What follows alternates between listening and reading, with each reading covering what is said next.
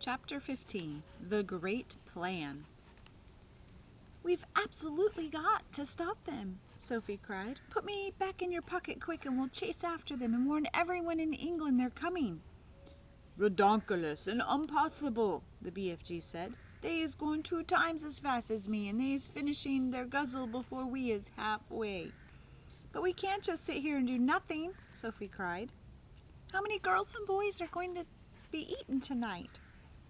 "Many. The flesh lump eating giant alone has a most squawkling wopsy appetite." "Will he snatch them out of their beds while they're sleeping?" "Like peas out of a poodle," the BFG said. "I can't bear to think of it," Sophie cried. "Then don't. For years and years I is sitting here on this very rock every night after night when they is galloping away. And I is feeling so sad for all the human beings they is going to gobble up. But I has had to get used to it. There is nothing I can do. If I wasn't a titchy little runty giant only 24 feet high, then I would be stopping them. But that is absolutely out of the window." "Do you always know where they're going?" Sophie asked. "Always. Every night they is yelling at me as they go boodling by. The other day they was yelling, 'We is off to Mississippi and Miss Missouri to guzzle them both.'" "Disgusting! I hate them!"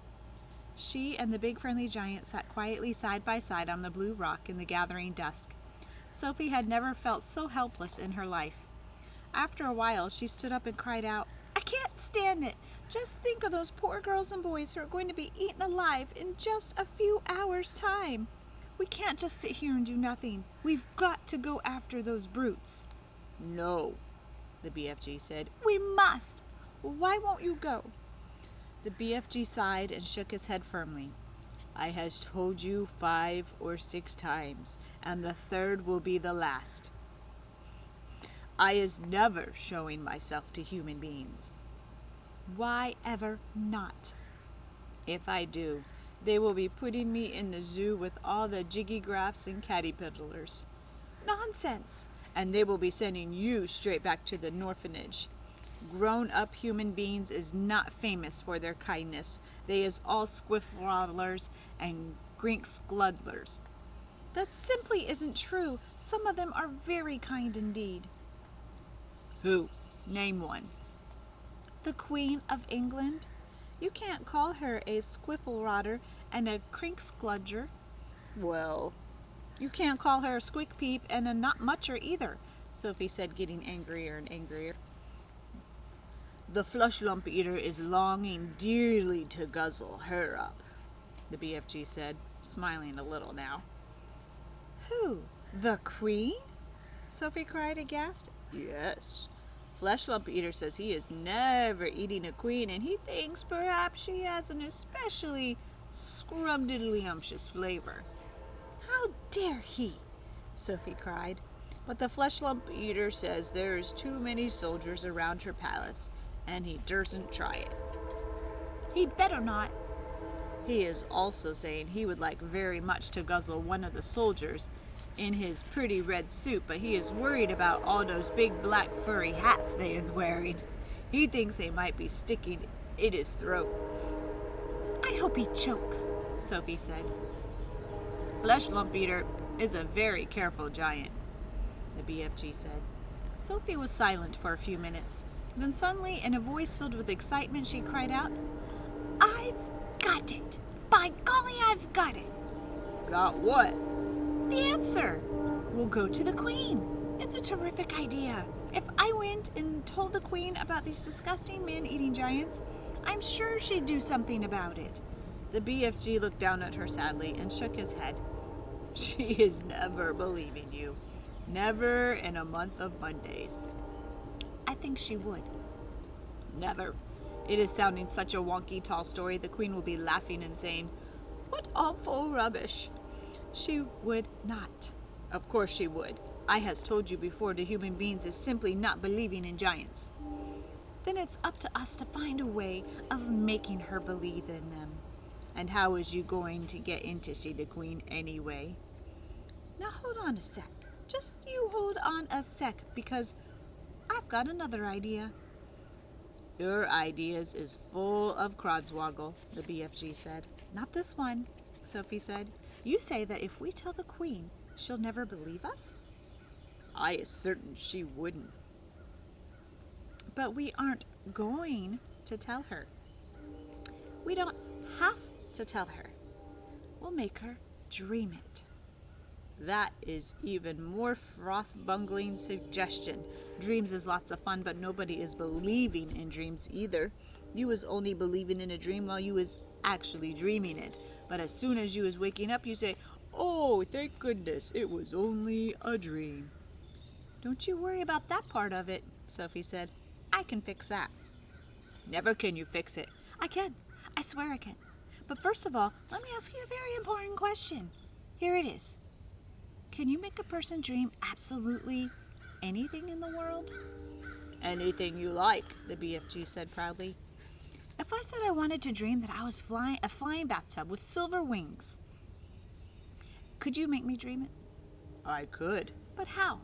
You obviously don't have exactly that dream in your collection. I do not, but I could soon be mixing it up. How could you mix it up? It's a little bit like mixing a cake. If you was putting the right amounts of all the different things into it, you is making the cake come out the way you want. Sugary, spongy, curranty, crispy, or grobswitchy. It is the same with dreams. Go on, Sophie said. I has dillions of dreams on my shelves, right or left? Right, Sophie said. I has dreams about bathtubs, lots of them. I have dreams about silver wings. I have dreams about flying. So all I do is mix those dreams together in the proper way, and I is very quickly making a dream where you is flying in the bathtub with silver wings. I see what you mean, Sophie said, but I didn't know you could mix one dream with another. Dreams like being mixed. They is getting very lonesome all by themselves in those glassy jars. Right, now then, do you have a dream about the Queen of England? Lots of them, the BFG said. And about giants? Of course. And about giants eating people? Squiggles of them. And about little girls like me? Those is commonest of all. I has bottles and bottles of dreams about little girls. And you can mix them all up, just as I want you to. Of course. But how is this helping us? I think you was barking up the wrong dog. Now hold on. Listen carefully. I want you to mix a dream which you will blow into the Queen of England's bedroom when she is asleep. And this is how it'll go. Now hang on a minute. How is I possibly going to get near enough to the Queen of England's bedroom to blow in my dream? You is talking dumb silly. I'll tell you later. For the moment, please listen carefully. Here is the dream I want you to mix. Are you paying attention? Very close. I want the Queen of England to dream that 9 disgusting giants, each one about 50 feet, are galloping to England in the night. She must dream their names as well. What are their names again? Flesh lump eater, man hugger, bone cruncher, child chewer, meat dripper, gizzard gulper, maid masher, blood bottler, and the butcher boy. Let her dream all those names, and let her dream that they will be creeping into England in the depths of the witching hour and snatching little boys and girls from their beds.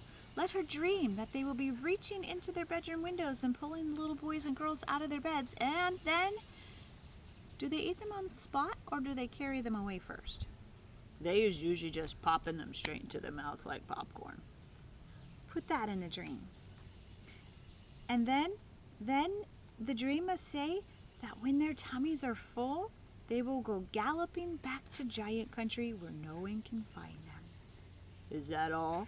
The BFG said. Certainly not. You must then explain to the Queen in her dream that there is a big friendly giant who can tell her where all those beasts are living, so that she can send her soldiers and her armies to capture them once and for all. And now let her dream one last and very important thing. Let her dream that there is a little girl called Sophie sitting on her windowsill who will tell her where the big friendly giant is hiding." "Where is he hiding?" asked BFG. "We'll come to that later. So the queen dreams her dream, right? "Right." Then she wakes up and the first thing she thinks is, 'Oh, what a horrid dream. I was so glad it was only a dream.' And then she looks up from her pillow. And what does she see? "What does she see?" She sees a little girl called Sophie sitting on her windowsill, right there in real life, before her very eyes. "How was you going to be sitting on the queen's windowsill, may I beg?" You are going to put me there. And that's the lovely part of it. If someone dreams that there's a little girl sitting on her windowsill and then she wakes up and sees that that little girl is really sitting in there, that is a dream come true, is it not? "I is beginning to see where you is driving to. If the queen is knowing that part of her dream is true, then perhaps she is believing the rest of it is true as well." That's about it. But I shall have to convince her of that myself. "You said you is wanting the dream to say there's a big friendly giant who is also going to talk to the queen." Absolutely. You must. You are the only one who can tell her where to find the other giants. "How is I going to meet the queen? I is not wanting to be shooted at by her soldiers." The soldiers are only in the front of the palace. And the back there is a huge garden, and there are no soldiers in there at all. There's a very high wall with spikes on it around the garden to stop people climbing in, but you could simply walk over that. "How is you knowing all of this about the queen's palace?" Last year I was in a different orphanage. It was in London, and we used to go for walks all around there. "Is you helping me to find a palace? I has never dared go hide and sneaking around London in my life." I'll show you the way. "I is frightened of London." Don't be. It is full of tiny dark streets, and there are very few people about in the witching hour. The BFG picked Sophie up between one finger and a thumb and placed her gently into the palm of the other hand. "Is the queen's palace very big?" he asked. Huge. "Then how is we finding the right bedroom?" That's up to you. You're supposed to be an expert at that sort of thing. "And you is absolutely sure the queen will not put me in a zoo with all the catty piddlers?" Of course she won't. You'll be a hero, and you'll never have to eat snozzcumbers again.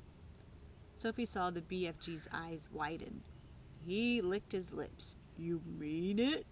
You really mean it? No more disgustive snozzcumbers?"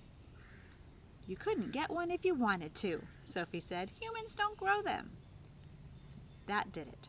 The BFG got to his feet. "When is you wanting me to mix that special dream?" he asked. Now? At once. When is we going to see the queen? He said. Tonight. As soon as you've mixed the dream. Tonight?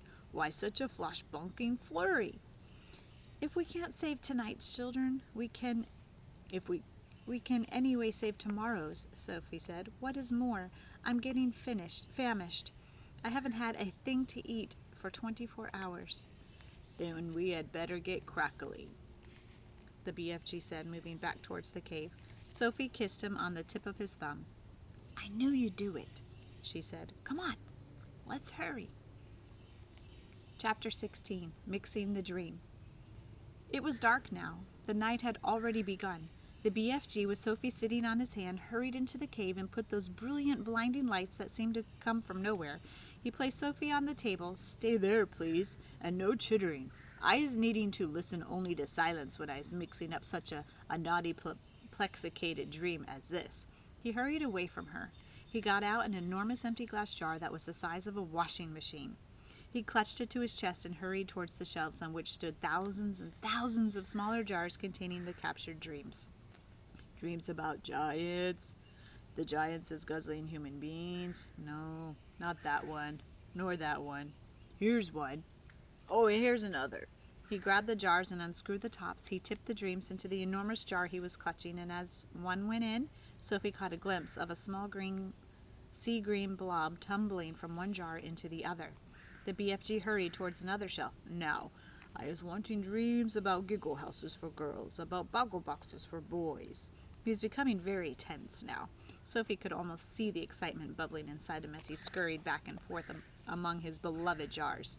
There must have been 50,000 dreams altogether up there on the shelves, but he seemed to know exactly where every one of them was.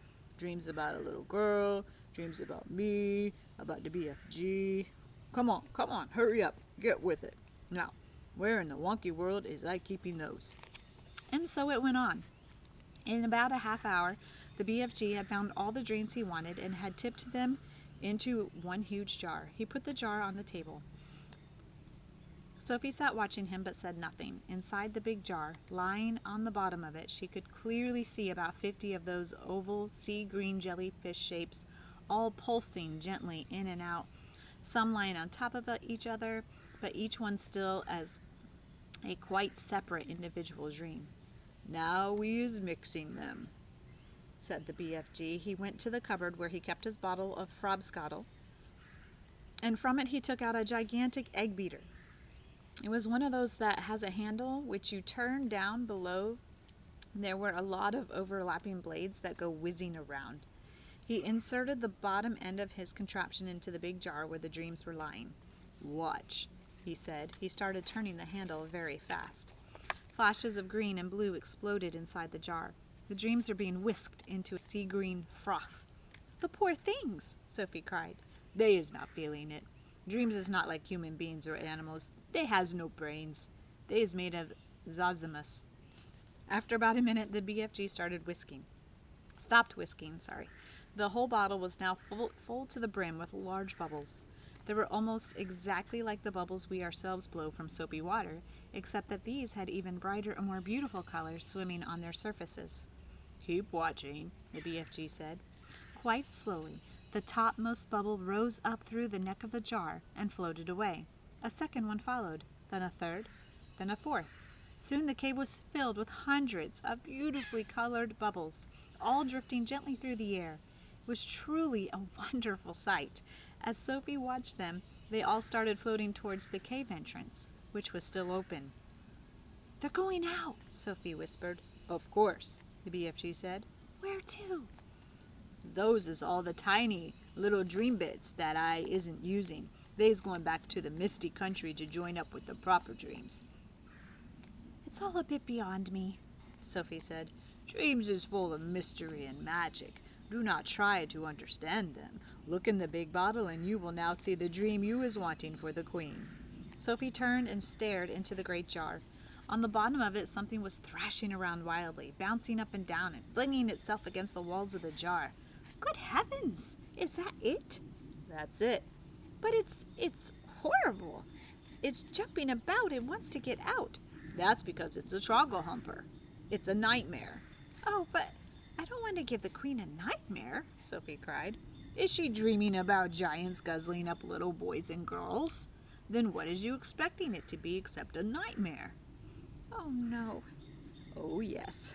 A dream where you is seeing little children being eaten is almost about the most frightsome troggle humping dream you can get. It's a kicksy bog thumper. It's a wopsy grob switcher. It's all of them riddled into one. It is as bad as that dream I blew into the flesh lump eater this afternoon. It is worse. Sophie stared down at the fearful dream jar that was still thrashing away in a huge glass jar. It was much larger than the others. It was about the size and shape of shall we say, a turkey's egg. It was a jellyfish. It had tinges of bright scarlet deep inside it. There was something terrible about the way it was throwing itself against the sides of the jar. I don't want to give the queen a nightmare, Sophie said. I is thinking that your queen will be happy to have a nightmare, if having a nightmare is going to save a lot of human beings from being gobbled up by some filthsome giants. Is I right, or is I left? I suppose you're right. It's got to be done. She will be getting over it. Have you put all the other important things into it? Sophie asked. When I was blowing that dream into the queen's bedroom, she will be dreaming every single little thing-a-lingy you is asking me to make her dream. About me sitting on the windowsill? That part is very strong. And about the big friendly giant? I is putting in a nice long gobbet about him. As he spoke, he picked up one of his smaller jars and very quickly tipped the struggling, thrashing Trogglehumper out of the large jar into the small one. Then he screwed the lid tightly on to the small jar. That's it. We now is ready. He fetched his suitcase and put the small jar into it. Why bother to take a great big suitcase when you're only got one jar? You could put the jar in your pocket. The BFG looked down at her and smiled. By goggles, he said, taking the jar out of the suitcase. Your head is not quite full of grime sludge after all. I can see you was not born last week. Well, thank you, kind sir, Sophie said, making a little curtsy from the tabletop. Is you ready to leave? I'm ready. Her heart was beginning to thump at the thought of what they were about to do. Was really a wild and crazy thing. Perhaps they would be thrown into prison.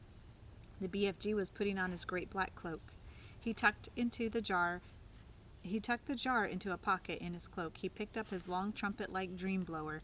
Then he turned and looked at Sophie, who was still on the tabletop. The dream bottle is in my pocket.